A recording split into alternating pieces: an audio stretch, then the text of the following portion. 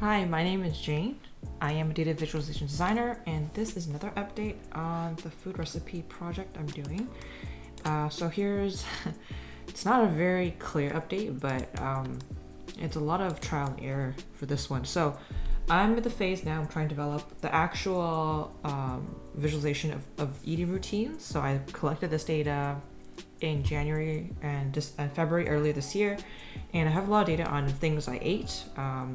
And I collected many variables such as how many people I ate it with, what kind of style of cooking it was, number of ingredients, a lot of information, but I might not use them all. So here I'm trying to test out various things to show and what's the limit of what I can show. So here I have something at the center, right? And I have the type of ingredients used for a particular meal. So I was thinking of showing 3 meals per day, and so organizing it by day. So I have something like this here where I have each day, and this is just a template, it's not, just a placeholder. So we have each day, and within each day we show different meals.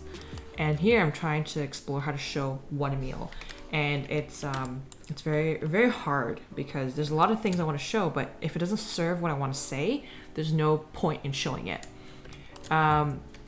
Initially, in terms of food style, we had things like I typically divide it into Western food and Eastern food, and Eastern food would be Chinese and Korean because my boyfriend's Korean, so I eat a lot of Korean food. This was problematic. I didn't like how I actually separated East and West, because if you think about Canada, it's a melting pot. It's sorry, not melting pot. It's a mosaic. Sorry. Yes. So what that means is they come together. And I didn't like how here I was like, oh, left side is west, east is on the right side. But when you think about what that means, it's kind of like segregation. And I didn't want that to be sort of conveyed, even unintentionally. And so one thing I did was I started blending colors. So I thought it'd be interesting if I used color to show how things come together. Because I was actually playing with watercolors. I really like the idea because the way the watercolors work is they blend really well, and I was doing a couple of examples here. I do them on sticky notes because it's just easier for me to organize information. But here I have like this one, which is red, orange, and yellow, and then I had this one. I was blending it in different phases, but I really like this idea of things coming together and sort of complementing each other. So that was sort of how I addressed that. Whether if I go forward with that or not really depends. And I was thinking about showing, so I used these circles to show how many people I was eating with. I think this is important because modern society, we tend to eat alone a lot, just because of how we, urbanization and all that. And I think that's an important thing to talk about, where if I want to showcase this to, future generations, I want them to understand, hey, this is how culture has shifted, where a lot of people, they eat alone. If you think about Korean trends, mukbang, which is a very popular thing where people eat a lot of food in front of the camera and they broadcast that, right? It's an interesting thing to think about, how we no longer eat in a bigger, I guess, with more people. In the past, it's like, a lot of people eat together, but now it's very much isolated. So I wanted to show how a lot of times I eat alone, right? And this is a very common thing. Sometimes I eat with my family, but a lot of times I don't. Another thing I wanted to consider was prep time. If you think about how we live now, I don't know how I'm going to show that, because prep time really varies. Like cooking time and prep time varies so widely. It's not just like it's always 30 minutes. Sometimes it could just be an hour. And then I was thinking, oh, each bar maybe could represent 30 minutes, and then you have this many to represent a couple hours. But anyways, I think prep time and cook time has been significantly impacted by how we live, in the sense that we live for convenience. I think nowadays everything, like if I look at what my mom makes, she makes a lot of things in bulk. Even myself, I'll cook rice in bulk. I don't cook rice for one meal. I cook it for several meals, and I put it in the fridge and I take it out whenever I want to eat some rice with some side dishes. And I think this is an important consideration, which wasn't something that was done in the past, right? If you think of my grandmother's generation, they probably cooked it as they needed it, and they didn't have I don't think they used fridges very often, but it was not very common to, like, for example, freeze food and then, you know, eat that over the course of a month, for example. But now it's very common. So I think the way we eat is very much determined by how we live. And I think there's something I want to talk about here. Not sure how I'm going to show that, but that's a thought. Instead of using bars, I was exploring the idea of using this sort of sidebar that connects and latches onto the main circle. And the reason why I use circle is because I like the idea of eating together. Like, eating is very much about coming together, and circles are very much a shape that represents unity and coming together. And if you look at a lot of, like, older Chinese, you know, if you look at a lot of Chinese dining tables, a lot of times they're usually circular. Traditionally, if you look at, like, if you have any festivals or huge feasts, they're usually circular. And I think the reason is because everyone has equal access to the dishes. It's compared to Western food tradition where everyone has everything on a plate. In Chinese food, like Chinese cuisine, these dishes are on separate plates, and we all have a bowl, like a rice bowl, and then we grab the side dishes and put it into our bowl. So these side dishes are in the middle, and everyone has access to them, and they determine how much they want to eat. So it's a very different way of eating. So I think circle made the most sense in terms of sharing food.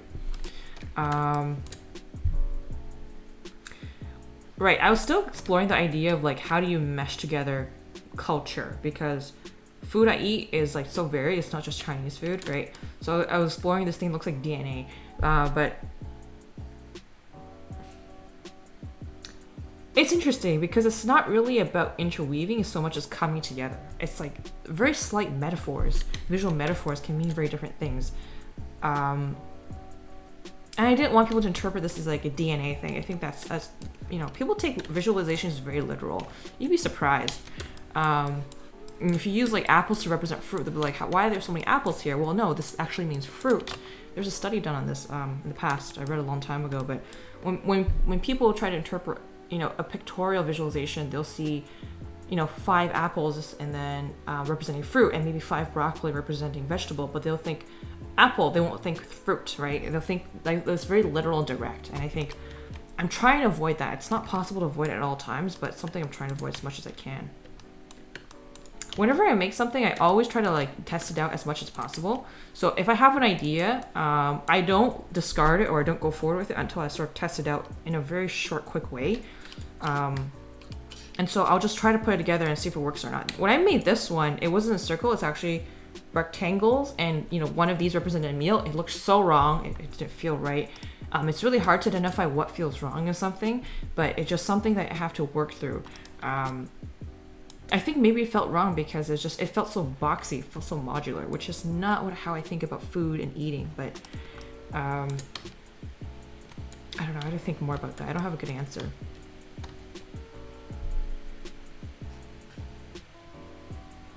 And there's so many variables to deal with. I was trying to figure out what variables to include or not. I don't think it's relevant to include, like, ingredients type of, like, food categories anymore.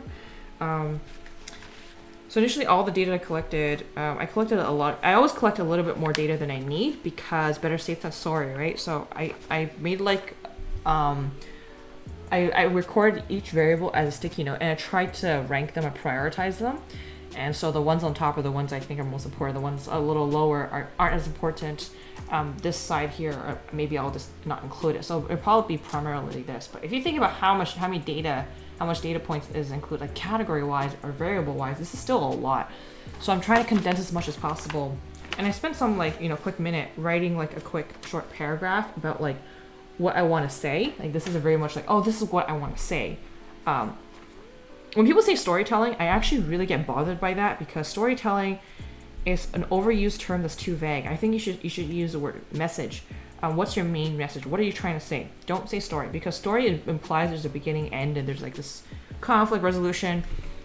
In my opinion, I think you should always start off with saying, what do you want to say? And then write it out. And then when you write it in plain words, you look back to your visualization, which is what I'm doing. And I always look back to this. And I think to myself, is this thing serving this? If not, how do I change it so it serves what I want to say?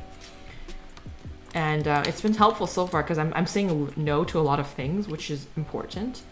And this is what I have up to, like, last night. And I had these colors, right? Remember how I had the watercolors? I don't think I'll stick to it. There's an issue with accessibility, which I'm a little concerned about. Let's see, proof setup, proof colors. You can check them quickly. It's not too bad. Let's try the other one. Oops. View, proof colors, proof setup. Could be better. I'll have to think about that. You see how it's really hard to tell a difference if there's a color here or not. I can do a better job, but I'm concerned about just relying on color all the time, because if you don't double encode everything, you really, you're excluding people. You're excluding people who can access this information, and that's very important to me, being accessible. So I'm just testing this out, but I don't think I'm going to use these colors alone. I might do some sort of double encoding where, in addition to color, I use something else to denote that color is denoting, right? And so that's something I'm thinking about as I'm making this. But there's a lot of iterations happening here. Yeah, so the plan was to show 40 days. So I had collected data on 40 days. Yeah, about 40 days. So I have 1, 2, 3, 4, 5 here. So it'll be 10 per row, and then 4 rows. So that'd be 40. And that's a lot to show. And that's something I have to think a lot about, because each day has 3 meals. I initially was going to include like things like snacks, because I collected data on snacks, but if it doesn't serve the message, don't show it. So I might not even show it, because what's the point of showing that, right? I think meals is more than enough to show, and I have 3 meals a day. That's a lot of information. Another important thing I wanted to really show was how the way we eat, like the way I eat, because there's something we do a lot of bulk cooking, and we do a lot of we eat a lot of leftovers, and I think that's something that's so important to emphasize. Is like eating leftovers is a way for, once again, convenience, right? So traditionally at home, we make a lot of our food properly in dinner time. Like at dinner, we make the actual proper meal, and then we usually make a little extra. So what happens is my mom usually would take it with her to go to work, and I'll just eat it for lunch the next day, or we would also maybe have so much that it will like get into the next day's dinner, for example. So that happens too. So I want to show how like food connects, and I think this is pretty important, because it's I don't think it was done very often in my grandmother's generation, if I think about it.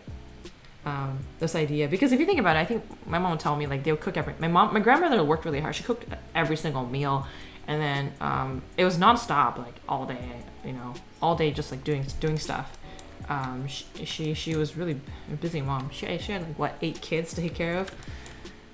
A lot of mouths to feed. Anyways, that's what I've got so far here.